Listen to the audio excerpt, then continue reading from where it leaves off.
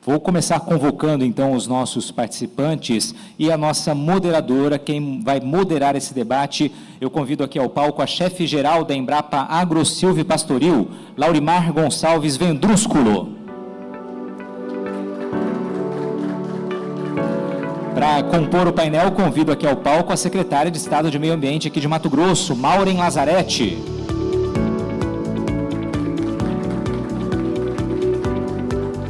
A consultora sênior de riscos de sustentabilidade da Marche, Marjorie Correia Leite.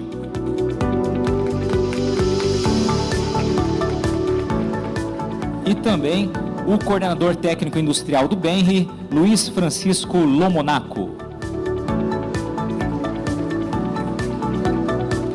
Sejam todos muito bem-vindos, assim como no momento anterior, só para recapitular, QR Code na tela para a participação de vocês encaminhando perguntas e as respostas serão dadas aqui, moderadas também as perguntas pela Laurimar. A quem eu passo a palavra, contigo, Laurimar. Boa tarde, sejam todos bem-vindos.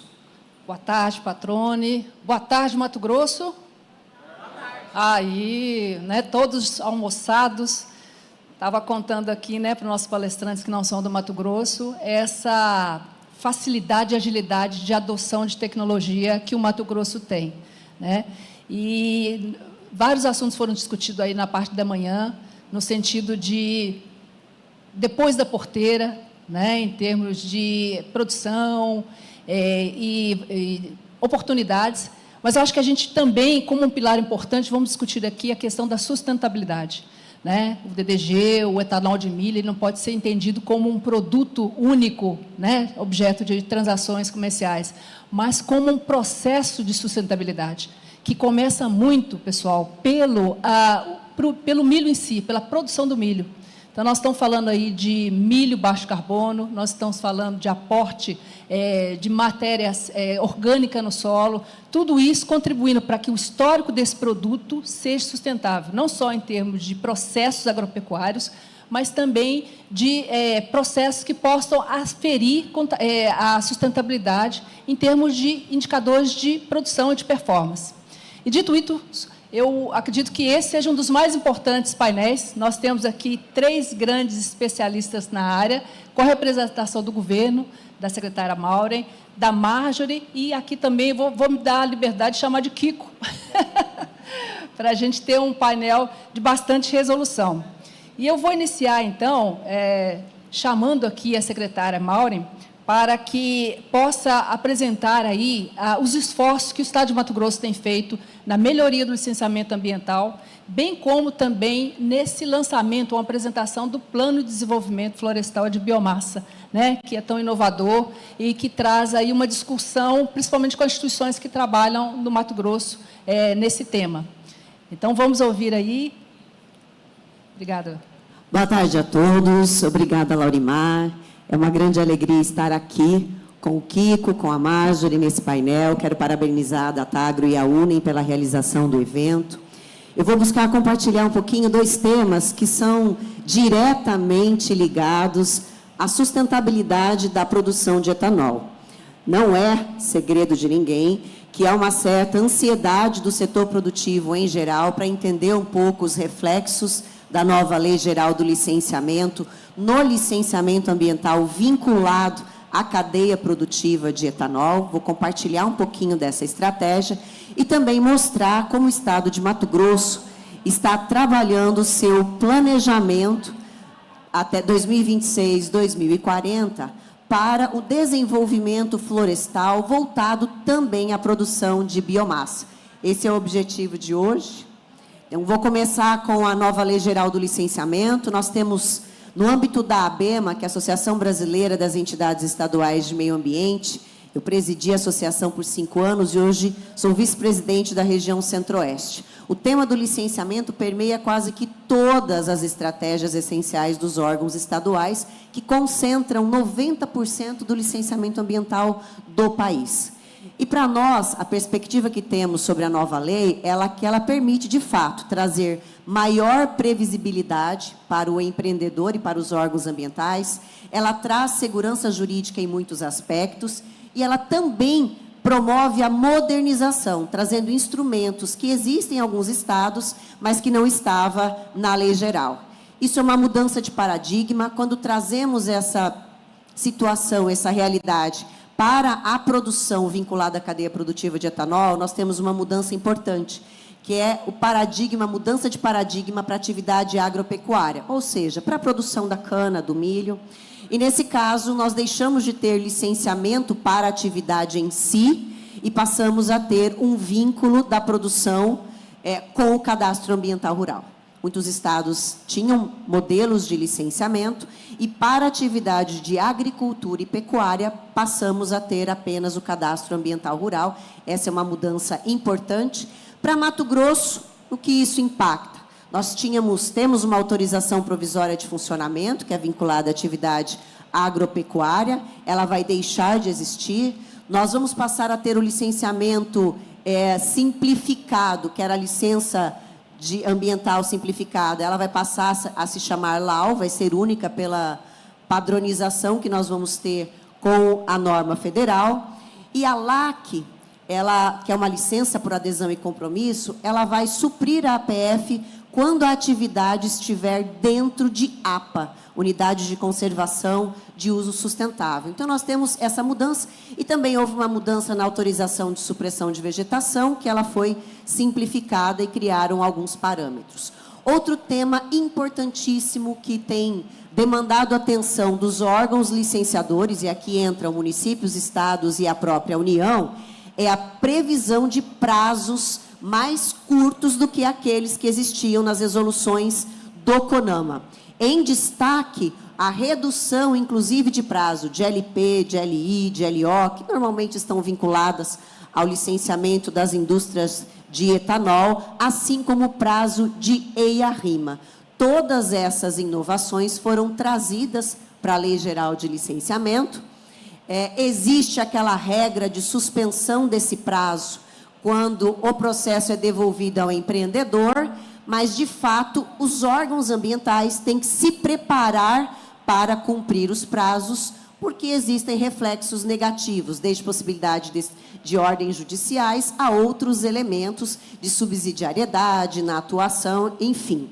Esta é uma preocupação dos órgãos ambientais em geral, mas, para Mato Grosso, essa não é uma inovação e nem traz preocupação. Por quê? Desde 2017, nós já temos um projeto de gestão por resultado e hoje os nossos prazos de licenciamento são menores do que os prazos trazidos pela lei federal. Então, destacando aqui, a nossa licença por adesão e compromisso tem conferência e o prazo é de 1 dia. A licença simplificada, que na lei federal é LAU, o nosso prazo é de 26 dias. O licenciamento trifásico, a média de 39 dias, a outorga 45 e o EIA-RIMA 195 dias. Quando o prazo legal era normalmente de 6 meses e de EIA-RIMA de 1 ano. Então, o Estado do Mato Grosso já está preparado para aplicar a nova lei, ela não terá impacto, nosso objetivo é continuar trabalhando com eficiência. E entramos, então, no outro tema, que é o recente Plano de Desenvolvimento Florestal e de Biomassa, com a ótica de 2026 e 2040, que o Estado de Mato Grosso lançou. Esse é um plano que foi discutido no âmbito do Desenvolve Floresta Mato Grosso, com uma governança que traz a Secretaria de Meio Ambiente, com a Secretaria de Desenvolvimento Econômico, o setor produtivo e também as universidades engajados em estabelecer um planejamento inicial com a ótica, com o olhar para 2040. Ele foi amplamente debatido e foi recentemente lançado. Qual é o objetivo geral desse plano? É efetivamente preparar o Estado de Mato Grosso, que é um Estado que ainda possui 60% do seu território intacto, com uma capacidade de gerar produto florestal e biomassa a partir de manejo florestal sustentável, e também tem uma grande área com exercício de atividade incompatível, às vezes, com o próprio solo, que são próprias para reflorestamentos, ou seja, a produção comercial de madeira. A visão estratégica, então, prevê a expansão da silvicultura, óbvio, porque isso garante, com certeza, a oferta de biomassa e também tem um alinhamento com o Plano de Descarbonização de Mato Grosso 2035. O fomento e ampliação do manejo florestal sustentável, aqui eu quero abrir um parênteses bem rápido, para dizer que hoje o Estado realiza manejo florestal sustentável no bioma amazônico, mas nós participamos de um grupo de trabalho no Conselho Nacional de Meio Ambiente, que está adiantado em regulamentar o manejo florestal em cerrado para a produção de lenha. E isso atende os requisitos de sustentabilidade do Código Florestal e do RenovaBio, e também tem o objetivo de permitir que mais de 7 milhões de hectares em Mato Grosso possam ser manejados no cerrado. E isso também fomentar para a cadeia produtiva outros elementos, outros insumos que possam fornecer energia. Essas metas estão estruturadas com ampliação de 200 para 700 hectares de silvicultura, de hoje 5,3 para 6,5 milhões de hectares de manejo, aumentar exportações florestais para fomentar o mercado de manejo e também aumentar a consorciação entre manejo florestal, madeireiro e manejo de produtos não madeireiros, porque isso acaba contribuindo para o fornecimento de energia e de biomassa. A biomassa está no planejamento como um eixo central, uma vez que está nos planos do Estado de Mato Grosso de desenvolvimento também a ampliação da verticalização da economia e a industrialização do Estado, e obviamente que isso passa pela preparação da existência de biomassas alternativas, pesquisas que possam trazer outros elementos que não apenas a lenha ou o produto florestal. E por que Mato Grosso tem condições, a partir desse planejamento, de reunir condições únicas para conciliar este crescimento industrial associado ao que nós chamamos de segurança energética? Porque nós temos uma grande disponibilidade de áreas para manejo florestal sustentável, tanto em floresta quanto em cerrada, e também temos áreas degradadas ou com uma capacidade produtiva reduzida, que tem um potencial de reflorestamento. Nós temos uma forte demanda industrial por biomassa e também por industrialização de produtos florestais. Mato Grosso é hoje o maior produtor de madeira serrada do Brasil, de origem nativa, pensando na exploração da Amazônia legal. E nós já nos apresentamos como uma liderança agroindustrial em vários eixos, entre eles algodão, etanol de milho. Somos o maior produtor de soja, de milho, de algodão, também de carne bovina e de gergelim. Então, nós temos uma capacidade agroindustrial bastante grande. E a responsabilidade do plano. O plano tem ainda como objetivo o monitoramento das metas, que será feito pela SEMA e pela SEDEC, Meio Ambiente e Desenvolvimento Econômico, e uma previsão de revisão a cada 2 anos para parametrizarmos a evolução, como essa que acabei de compartilhar, que se nós tivermos o incremento do manejo florestal no cerrado, o planejamento vai se alterar com absoluta convicção.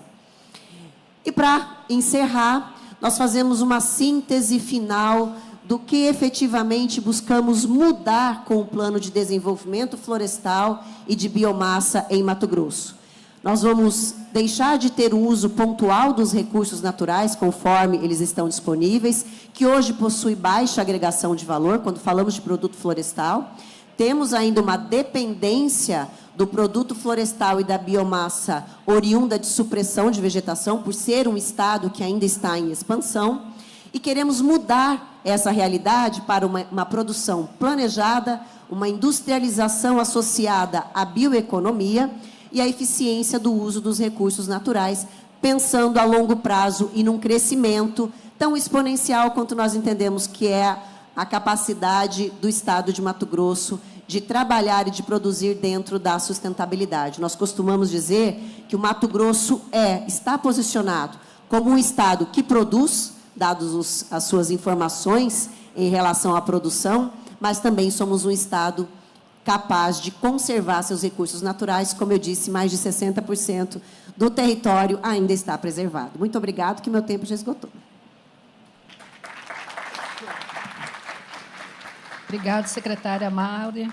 E eu queria fazer 2 ressaltos, assim, realces, né, de informação. Primeiro, exaltar a redução do tempo do licenciamento ambiental, fruto de uma melhoria significativa na gestão de processos, né, como funcionários públicos, como agentes gestores públicos. Isso é incutido no Estado, nas instituições federais e retorna em termos de previsibilidade para investimentos futuros com esse tipo de atitude.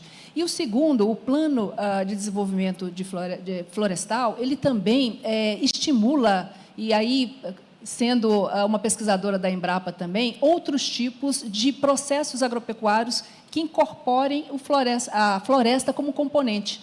Então, nós temos aí uma capacidade de explorar 5,1 milhões de pastagens degradadas, 18% delas estão em estado severo de degradação, e a possibilidade do retorno e a transformação disso no componente florestal, seja ele isolado, seja ele num sistema, por exemplo, silvopastoril, é de grande valia, né? Então, nós estamos associando, mais uma vez, né, eu enfatizo, a sustentabilidade anterior, inclusive, na produção, né, com essas alternativas, para que a gente possa realmente associar e, de certa forma, ser concreto no nosso compromisso de Brasil, né, frente aos desafios aí de mudanças climáticas. Tá?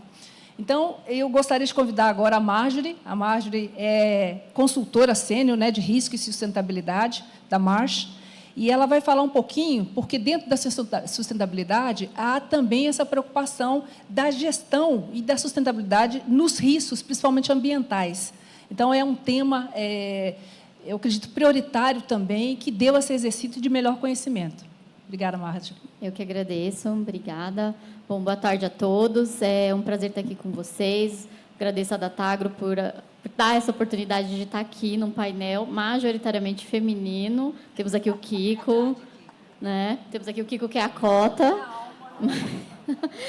Mas, assim, é um prazer, porque eu estou vendo cada vez mais as mulheres ocupando esses espaços, a gente participando ativamente, é muito bom. E dentro do setor que eu trabalho particularmente, gestão de riscos, é um setor ainda muito masculino, mas nós já ocupamos muitos espaços também. Então, muito bom estar aqui. Vou passar aqui rapidamente um pouquinho, só quem é a Marsh, para quem não conhece, tá? Nós somos hoje líder global em riscos, estratégia e pessoas. Tá? Então, o nosso foco é gestão de riscos operacionais, mas também riscos de pessoas, riscos estratégicos, riscos corporativos. Nós estamos presentes aqui no Brasil já há mais de 70 anos, e no mundo todo aí há muito mais tempo, né? E dentro das nossas capacidades e do nosso conhecimento em gestão de risco, os temas associados a clima e sustentabilidade são um dos nossos focos, são um dos nossos pilares de crescimento. Por isso, no mundo todo e aqui no Brasil também, a Marsh vem desenvolvendo diversos estudos associados à gestão de riscos climáticos e de sustentabilidade, inclusive muitos deles associados a riscos da natureza, que são riscos super importantes quando a gente pensa no setor de produção do etanol de milho, né? A gente precisa estar aí em sinergia com o nosso ecossistema natural para poder nos adaptar e também, claro, preservar, mitigar os impactos. Então, como essa pauta na agenda, que é muito forte para mim, como engenheira ambiental de formação e hoje como consultora, né, nessa área, falar sobre gestão de riscos voltado para a contaminação ambiental aqui com vocês hoje, eu acho que é muito interessante, porque a gente traz uma perspectiva do que é gestão de riscos dentro desse contexto de sustentabilidade. Né, pensando aqui que a Maureen também acabou de trazer todo o papel, né, do órgão licenciador, de quem está ali trazendo as regulamentações, a gente sabe que existem condicionantes ambientais muito importantes que precisam ser cumpridas. Além disso, a gente tem o papel dos órgãos financiadores, né, como bancos e também investidores, que vão ter exigências muito rígidas de gestão de riscos, não só de contaminação, mas contaminação vai ser o nosso foco aqui hoje. E a gente sabe que qualquer atividade humana possui exposições ambientais, né? Então, não importa qual seja a atividade, a gente vai ter que olhar para ela e fazer um diagnóstico, por mais simples que ele seja. E aí, quando a gente olha para a metodologia de gestão de riscos, a gente pensa em 3 principais pilares. O primeiro é identificar, o segundo é prevenir e o terceiro é transferir.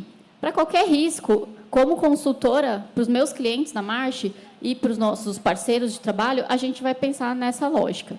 Primeiro, eu quero identificar quais são as fontes, quais são os receptores, né? Então, como o meu negócio pode impactar o ambiente externo e o que pode acontecer no ambiente externo que vai gerar um impacto para o meu negócio, que, por consequência, pode gerar também uma condição de contaminação ambiental, que a gente vai falar um pouco sobre isso hoje. Tá? E a gente, nessa identificação, precisa considerar toda a cadeia. Então, é algo muito importante de identificar os responsáveis dentro dessa cadeia. E aí, quando a gente passa para a parte de prevenção, a gente está falando realmente aí de como aliar também essas medidas de prevenção com práticas sustentáveis, porque aí eu acho que a gente tem um co-benefício dos resultados, né, em termos de resultados. E, no final, transferir o risco é algo que, como consultores que trabalhamos nessa área de gestão de riscos, a gente sempre tem que olhar. Nem todo risco é segurável. Mas os que são seguráveis, a gente tem que garantir que eles estão sendo endereçados. Muitas vezes é o que viabiliza financeiramente a execução de um projeto. Agora que a gente está tratando de soluções baseadas na natureza, inovações tecnológicas, a questão de você ter um projeto que é financeiramente viável, muitas vezes pode passar pelo seguro como uma das ferramentas dentro da caixa de ferramenta que a gente tem que ter para adaptação climática.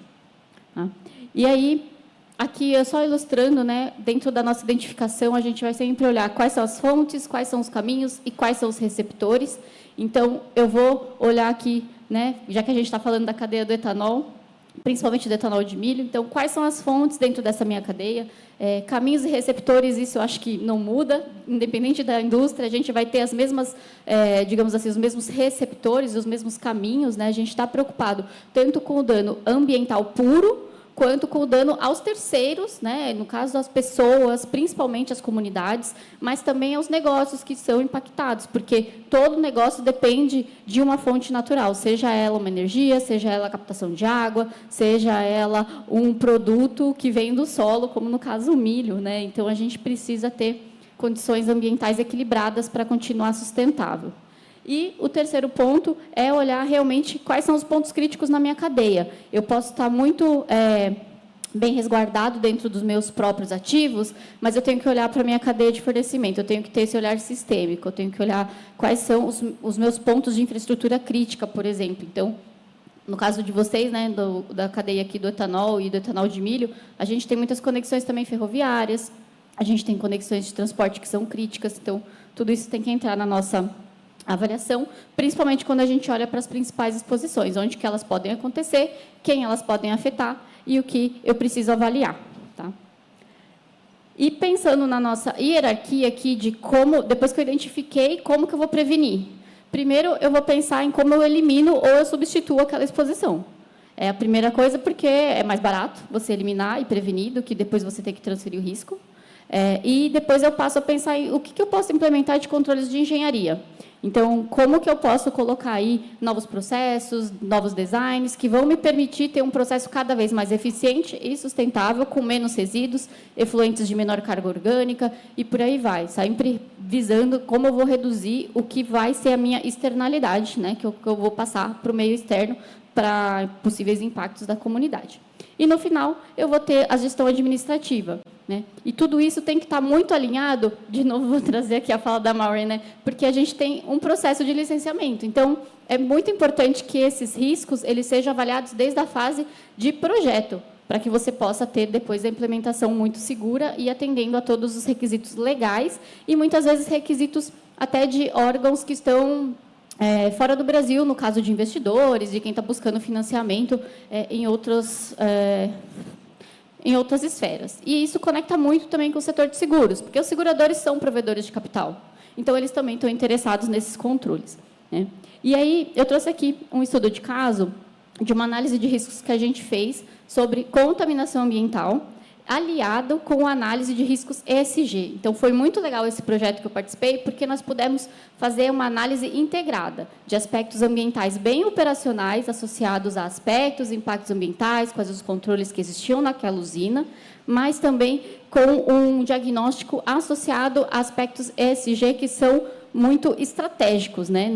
Não é só o nível operacional, a gente tem que olhar a organização como um todo. Então, eu tive a oportunidade de desenvolver esse trabalho há um tempo atrás, com uma usina, e a gente conseguiu identificar digamos assim, um conjunto de riscos que foi muito além da contaminação e que estão ali conectados com o nosso tema de hoje, que é a sustentabilidade. A gente falou com esse cliente sobre riscos climáticos também, impacto físico mesmo, né? A gente sabe que existem eventos extremos que estão cada vez mais frequentes, então a gente teve que abordar isso, teve que chegar nesse tema e conscientizar de alguma forma aquela empresa a olhar para isso, a entender, eu estou vulnerável, eu não estou? Se eu não estou, meus controles já estão adequados. Agora, se eu estou, o que eu preciso fazer para mudar? Então, isso fez parte do nosso roteiro, não só a parte da contaminação, mas também foi bem importante que a gente conseguiu integrar o plano de ação para reduzir exposição para a contaminação ambiental e com indicadores ESG deles. E por que eu trouxe até a questão climática?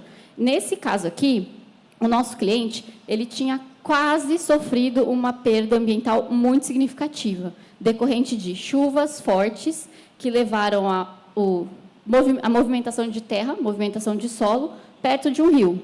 Só que essa movimentação de solo aconteceu exatamente onde passava uma tubulação de efluente. Então, quase que a tubulação de efluente dele rompeu em cima de um rio que abastecia a cidade vizinha. Então, a gente estava indo aí uma questão climática, pode ser uma variação sazonal, pode ser mas que ela tem um aumento de frequência e severidade, só que isso poderia ter gatilhado, como a gente diz no meu setor, né, é o trigger, uma contaminação ambiental. Então, aí, a gente vê como as coisas começam a conversar. E isso, com certeza, geraria problemas também operacionais para o nosso cliente, porque ele não ia ter a estrutura que ele já utilizava para fazer o tratamento e o descarte do efluente dele. Então, gerou ali um ponto de atenção, e aí foi a partir disso que a gente fez esse trabalho. O que eu, como consultora, não quero é que o meu cliente tenha uma perda antes de fazer esse tipo de trabalho, né? Que a gente já possa trabalhar isso antes. E, no caso que tudo deu errado, eu posso contar com a transferência de risco. Então, rapidamente aqui, para a gente concluir a apresentação, eu queria comentar com vocês que uma das possibilidades de transferência de risco e que tem que ser avaliadas de forma consciente pelos tomadores de decisão nas empresas, se eles vão assumir esse risco ou se eles vão tentar a transferência, é relacionado à contaminação ambiental. Ela pode ser uma contaminação ambiental súbita, que é um evento realmente que tem um período bem definido, ou uma contaminação gradual, que é algo que acontece ao longo do tempo e que a gente não consegue definir.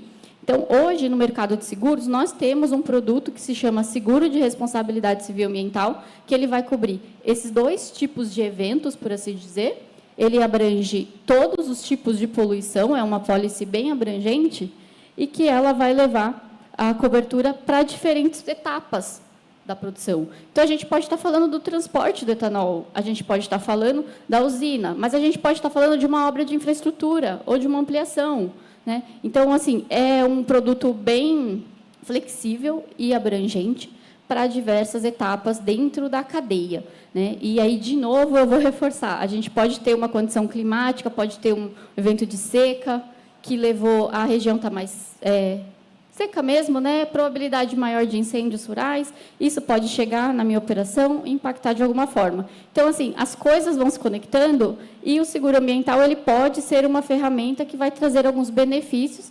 principalmente com uma segurança financeira maior e, muitas vezes, incentivando o alinhamento daquela empresa, dos procedimentos que ela tem, além de você garantir, né, que você está compliance com os requisitos do seu licenciamento, com outras regulamentações e estruturas de sustentabilidade, que eu acho que a gente vem falando muito sobre isso. E um exemplo bem prático que eu posso dar hoje no Brasil dentro da nossa Bolsa de Valores, né, da B3, existe um índice de sustentabilidade empresarial. E esse índice considera se as empresas possuem ou não seguro de responsabilidade civil ambiental. É um dos critérios dentro do ISE que já é adotado já há alguns anos no Brasil. Então, eu acho que esse é um exemplo prático. E a gente vai ter coberturas bem abrangentes. Eu não vou me aprofundar em todas, porque eu já estourei o meu tempo, mas eu queria que vocês entendessem que é um seguro que foi pensado para a própria empresa, apesar de ter o nome responsabilidade civil, ele tem coberturas para o próprio segurado. Então, eu posso ter os custos de remediação, no caso de um evento de contaminação, cobertos, mas também danos a terceiros, danos ao meio ambiente. Então, entra aí a responsabilidade civil, ambiental, e que ela é solidária. Então, a gente precisa avaliar se, às vezes, na minha cadeia não faz sentido esse tipo de apólice. E aí, só concluindo aqui, A nossa intenção aqui é integrar a sustentabilidade na gestão dos riscos corporativos e operacionais. Eu acho que eu falei aqui algumas etapas, bem rapidinho, mas o meu principal ponto, acho que hoje, para vocês, é pensar em sustentabilidade como mitigação de risco mais vantagem financeira, que isso vai nos ajudar a melhorar a resiliência das nossas operações. Obrigada. Obrigado, Marjorie. É interessante como a evolução, né, do setor securitário avança para poder contemplar os possíveis riscos de uma atividade produtiva como essa, né, e tentando englobar não só a produção em si, mas todas as etapas, como transporte e o bem maior, que eu acredito das empresas, sejam as pessoas também, né? Então, há de se ter uma responsabilidade grande, e o planejamento dessa matriz de risco é crítico e necessário. E, por mais que nós nos esmeremos em, às vezes, já usar exemplos conhecidos, nessa indústria de produção, no caso do etanol de milho, e até utilizando outros produtos também para a produção de etanol, por vezes a gente trabalha com áreas desconhecidas. Então, acomodar isso dentro do seguro também é um desafio muito grande, que também imputa e carece de bastante também, às vezes, pesquisa, né, para que a gente possa ser o mais assertivo possível. Tá? Então, agora eu agradecer novamente, Marja, e convidar o Luiz Francisco Lomonato Ferreira da Silva, que atende por Kiko, para poder falar um pouquinho, por exemplo, dentro da indústria, a questão da eficiência operacional como base de sustentabilidade nos nossos processos industriais, e a importância da gente ter índices de desempenho, né, os KPIs aí, para que a gente possa realmente assegurar e não só dar reconhecimento para a empresa, mas aos mercados também, internos e externos, né, que a produção realmente está sustentável e eficiente. Obrigada. Obrigado. Bom, pessoal, primeiramente queria agradecer a Datagro aí, nem pela oportunidade de apresentar aqui essa palestra, como o único estranho no ninho aqui, mas muito bem acompanhado nesse painel feminino, com a minha exceção. Vamos falar um pouco, então, da integração, ou seja, da sustentabilidade, né, como o módulo já indica, mas a relevância da eficiência dentro, no caso, a eficiência industrial na sustentabilidade, tá certo? Porque o que a sustentabilidade, o que a eficiência industrial tem que ver com isso? Quanto mais eficiente, menos você vai ter que usar de insumos, de subprodutos, de consumo de energia, consumo de água, etc. Então, a eficiência industrial, ela é muito importante na sustentabilidade, né? Aqui a gente tem essas transparências que eu vou falando, aqui é só para mim ter um acompanhamento aí, né? A sustentabilidade além do discurso, é exatamente esse síntese que eu quis apresentar aí, né? Então, a eficiência operacional, otimização do uso da matéria-prima, que é exatamente o resumo disso tudo. E, inclusive, o RenovaBio, né? Uma dos componentes que levam ao aumento das notas de CBIO é a eficiência, né? Principalmente na área industrial. Isso é muito importante. Bom, aqui, então, o impacto direto da eficiência, né? Deixa eu ficar meio torto aqui para enxergar aqui. Então, aqui, em síntese, o importante desse impacto direto aí, como a gente já falou, é a redução de custos, né? Redução de custos, né? Melhoria da competitividade e diminuição da pegada ambiental. Quer dizer, a eficiência está diretamente ligado à eficiência ou à sustentabilidade do negócio. Tá? Hoje, com todas, aqui muito bem dito e necessário, todas essas regulamentações que foram levantadas, a gente tem que ter o objetivo do negócio. O objetivo do negócio é você ter lucro, você ter eficiência. Então, a eficiência, o que faz? Faz com que você tenha esse lucro, logicamente, com uma pegada ambiental menor, né? Isso diretamente ligado à eficiência dos processos. Bom, aqui além do etanol, né, a gente só recordando os outros subprodutos, na verdade não são subprodutos, coprodutos da produção do etanol, a gente considera o etanol por causa do valor da produção dele, que é o maior na indústria, mas tanto o DDGE como a necessidade de produtos para a energia, né, como foi dito aqui no módulo anterior,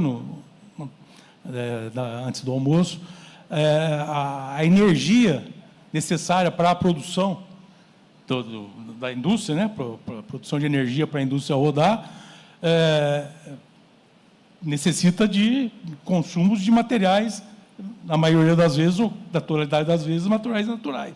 Né? No caso da unidade autônoma de milho, a maioria é eucalipto, né? Mas foi dito aqui também a importância das usinas flex, porque aí, nesse caso, você aproveita diretamente o bagaço para fazer a cogeração de energia. Então, isso é um ganho também dentro da cadeia produtiva do sistema. Então, a eficiência do sistema está diretamente ligada à capacidade de capturar valor em todas essas saídas do processo. É isso que a gente falou, né? Todas as saídas têm uma eficiência e uma necessidade de ganho, né? Bom, então, quais são os desafios, né? Pensando em eficiência, né? Eficiência da indústria como um todo. Então, ineficiência operacional, não é? Eficiência operacional, rendimento menor, mais consumo, mais gastos, mais, não só mais caro, como mais passivos naturais. Falta de indicadores estruturados e comparativos, ou seja, a gente tem que ter uma meta, um parâmetro dentro, falando aqui de eficiência, certo? Dentro da indústria, todos os setores da indústria, a gente tem que ter metas, tem que ter parâmetros comparativos. A gente sabe que no setor de etanol de milho, isso é um pouco restrito, os grupos são muito restritos em divulgação de dados, mas existem dados, por exemplo, só pela RenovaCal, que a gente tem uma infinidade de dados que dá para a gente fazer esse levantamento e essas avaliações, tá certo? Perdas industriais, quer dizer, está diretamente ligado à eficiência, mas precisa ser monitorado. Se isso não é monitorado, você nem sabe que está perdendo, tá certo? E as decisões têm que ser baseadas em dados, isso é a coisa mais importante, né? Porque a percepção do desenvolvimento do processo, ela tem que ser palpável, você tem que saber, eu estou perdendo ali, eu estou ganhando ali, aqui eu tenho uma deficiência, aqui tenho campo para melhorar, em comparação comigo, às vezes em comparação com o mercado e com as tecnologias.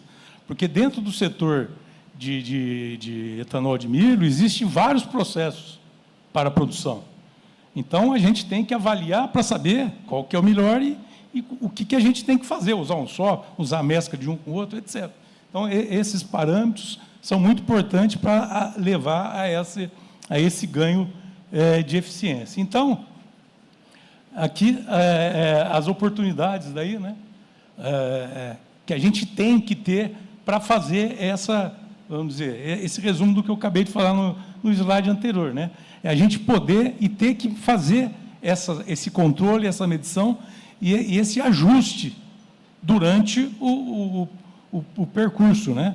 Hoje, o Brasil como já dito aqui, hoje já tem uma quantidade significativa de unidades produtoras de etanol de milho, né?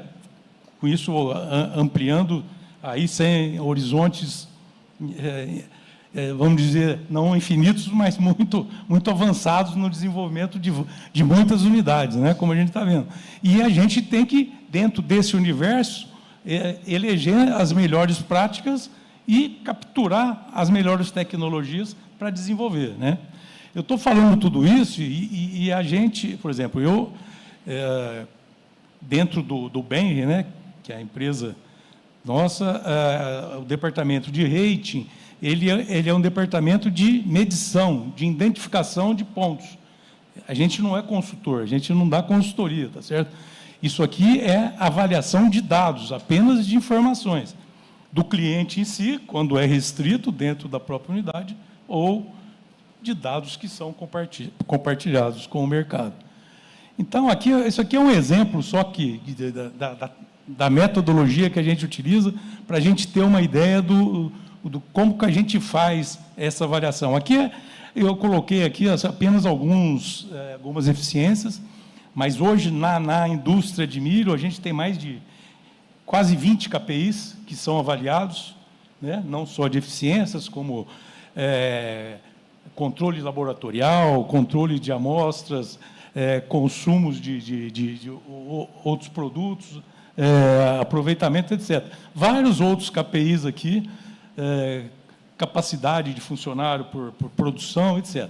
Mas aqui, só para vocês terem uma ideia de como que a gente faz essa comparação, que pode ser interna, um grupo quer fazer isso dentro da sua unidade, a gente pode fazer esse negócio interno, porque o compliance nosso é muito desenvolvido. E aqui você tem uma ferramenta que você tem a sua posição e o que você pode desenvolver, tanto em termos de comparativo com o mercado ou com as tecnologias existentes. Porque tem coisas que você não tem dado de mercado, mas você tem tecnologias que são conhecidas e são comparáveis.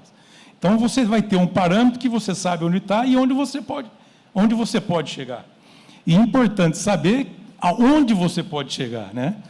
Porque, às vezes, você conhece o melhor, mas naquela condição sua você não consegue chegar lá, porque você precisa fazer um investimento, precisa fazer um ajuste de processo que não é do seu interesse. Mas, então, você sabe em que nicho você vai estar e poder trabalhar para melhorar a sua eficiência dentro daquele setor que você está. Aqui eu dei um exemplo de rate, né, que a gente faz, o valor, o rate. Às vezes, aqui os rates estão, mas, por exemplo, aqui o rate é triple B, aqui no penúltimo. Vamos dizer que a sua condição, você nunca vai conseguir ter os 2,5 lá, que seria o AAA. Mas a sua condição é chegar a 3. Então, a sua meta não é ser AAA, e sim CA. Tá certo? Então, você constrói a sua meta dentro das suas condições e da sua tecnologia, dentro do mercado que você está trabalhando, né? Então, aqui é só um exemplo, isso aqui é tudo fictício, tá? Esses valores aqui não são... E os desafios, né? Eficiência operacional se traduz em vantagem ambiental. Isso aqui faz o link de tudo isso que a gente está falando, né? Esse cara vem falar de eficiência, só de eficiência aqui no módulo de sustentabilidade. É diretamente relacionado. É base, uma coisa é base para a outra. Tá certo? Então, isso é muito importante. O RenovaBio nada mais é do que isso, né? A eficiência industrial, ela entra diretamente na nota. Quer dizer, além de tudo isso, essa eficiência dá dinheiro lá no fim, né? Não só da produção propriamente dita, da transformação, né? Porque desde que você meça bem o que entrou e o que saiu, você tem sua eficiência, mas você tem também ganhos de RenovaBio. E aqui, só para encerrar, então, a gente deixa aí umas frases só para a meditação da gente aí. Então, em síntese de tudo isso que a gente resumiu aqui, muito rapidamente, né? A sustentabilidade diretamente ligada à eficiência industrial, ela traz ganhos não só de sustentabilidade, mas ganhos financeiros, né? Que eu acho que é a coisa que todo dono de empresa está buscando.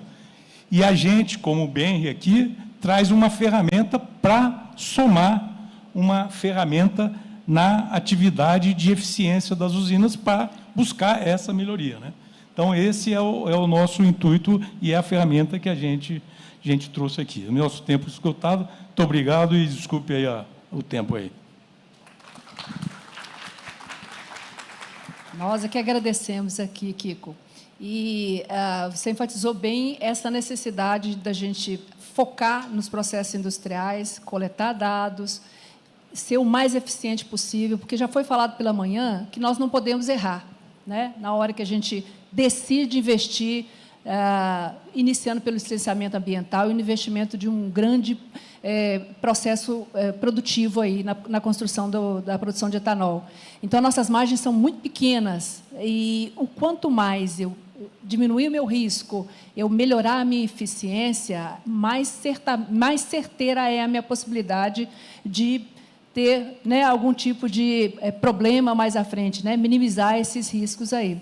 E eu gostaria de enfatizar que Mato Grosso, o Brasil, de uma maneira geral, mas o Mato Grosso tem feito um trabalho muito bom, né, no sentido de já prover tecnologia, inovação e ciência, onde nós já estamos antecipando, por exemplo, na biomassa de eucalipto, desafios mesmo, né, desafios na parte de produtividade, por exemplo, de eucalipto, onde nós já temos aí o teste de mais de 70 variedades de eucalipto, bem como outras alternativas, como o sorgo granífero, para poder prover essa demanda que faz esse desequilíbrio, né? O aumento da produção e a necessidade também de biomassa. Como equilibrar esse binômio? Então, Mato Grosso tem feito um trabalho, juntamente com o auxílio da academia, do governo, da iniciativa privada, para que a gente possa realmente se destacar mais e ser um futuro o mais previsível possível. E aí, pessoal, eu vou, com a ajuda dos universitários que devem estar aqui atrás, fazer uma pergunta, inicialmente iniciada para a Maureen aqui, e foi uma questão da Agrícola Alvorada, tá? Que ela gostaria de saber, né, como a SEMA se posiciona em relação ao uso da madeira nativa como fonte de biomassa, considerando a recente audiência pública sobre a legislação federal, que é mais restritiva, e a SEMA, através do CONSEMA. Então, como a SEMA se posiciona em relação ao uso da madeira nativa, né, como fonte de biomassa? Da mesma forma que nos posicionamos na audiência pública.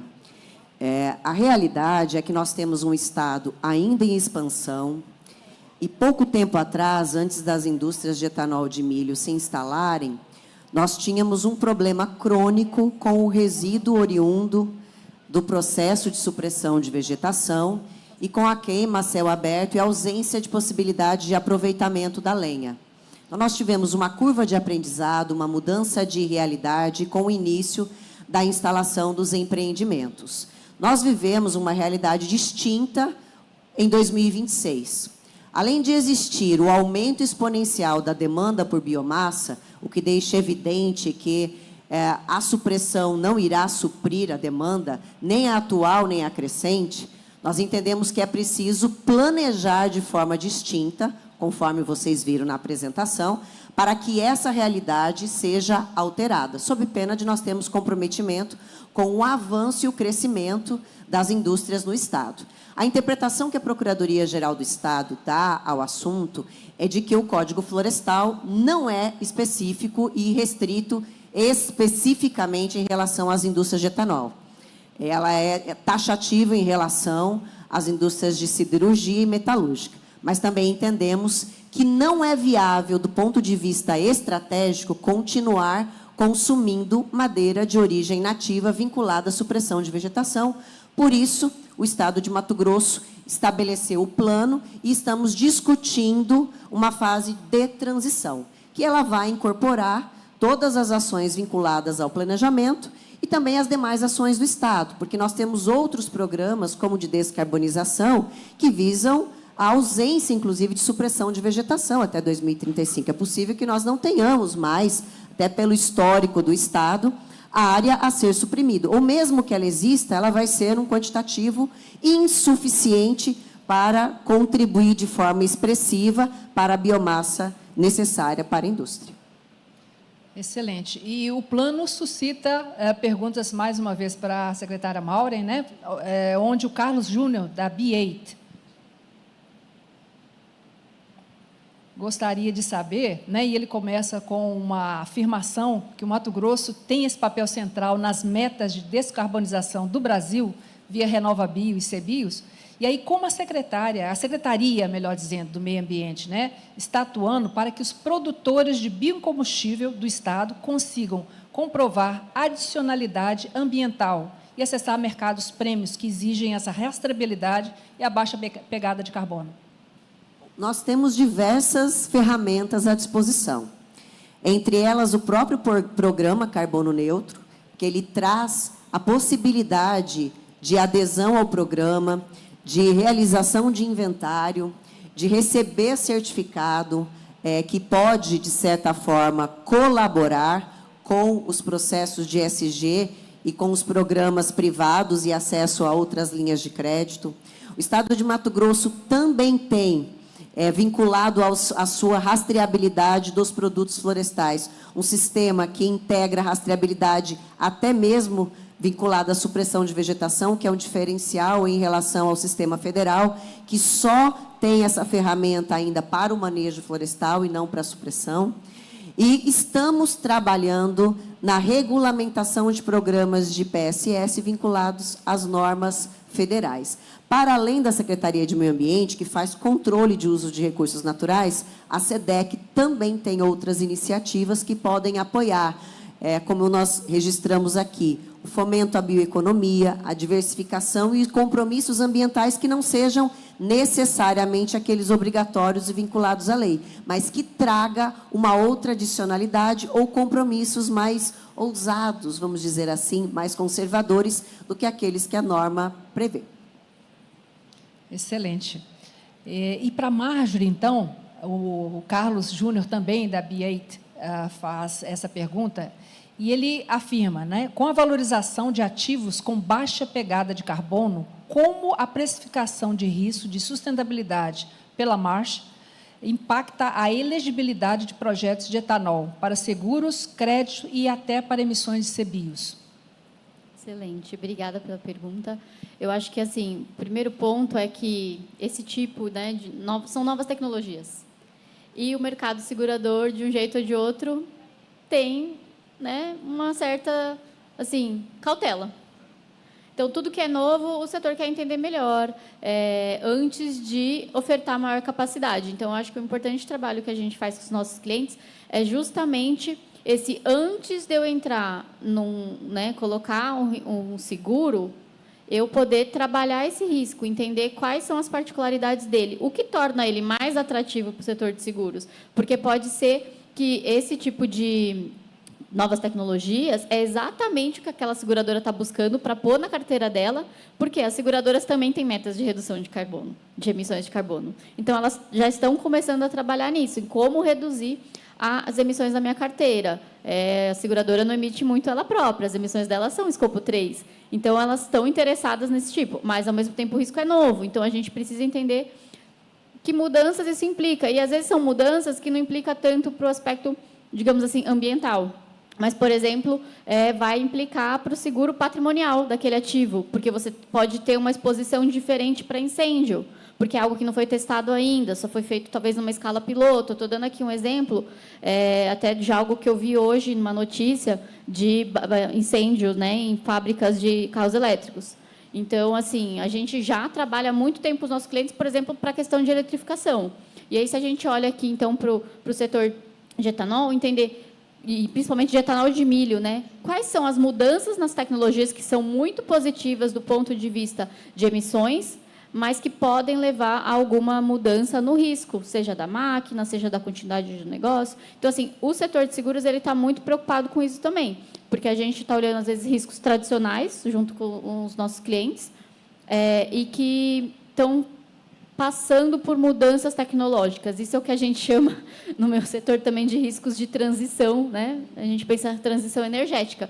É excelente que isso esteja sendo feito por empresas como a B8. Obrigada pela pergunta, porque conheço um pouco da operação, sei que eles estão muito engajados nessa jornada, e que agora o desafio vamos mostrar como isso pode ser positivo para o setor de seguros. Eu acho que esse é o papel que a gente tem lá na Marsh, trazer o diferencial positivo e fazer avaliações de risco bem feitas para garantir que a seguradora também tenha essa visão que a gente tem do nosso cliente. Excelente. Obrigado, Marjorie. E a gente também agradece a Datagro pela oportunidade de participarmos, estarmos aqui, dividir um pouco do conhecimento, das atualizações, onde vimos que a ação do governo na questão da agilização do licenciamento e com a inovação, o lançamento e discussão do novo plano de desenvolvimento florestal de biomassa, a questão também dos riscos, né, da gestão dos riscos ambientais e como isso é tratado dentro das empresas securitárias, bem como a questão da eficiência industrial, de processos, da importância disso para que nós diminuímos os nossos riscos, né, e aumentemos realmente a nossa eficiência. Então, pessoal, eu acho que nós finalizamos aí esse painel, agradecendo a vocês o interesse, a oportunidade, e acredito que os palestrantes devem estar à disponibilidade também, à disposição, para depois tirar alguma dúvida, né, mais específica aí, tá ok? Então, bom evento a todos, muito agradecida.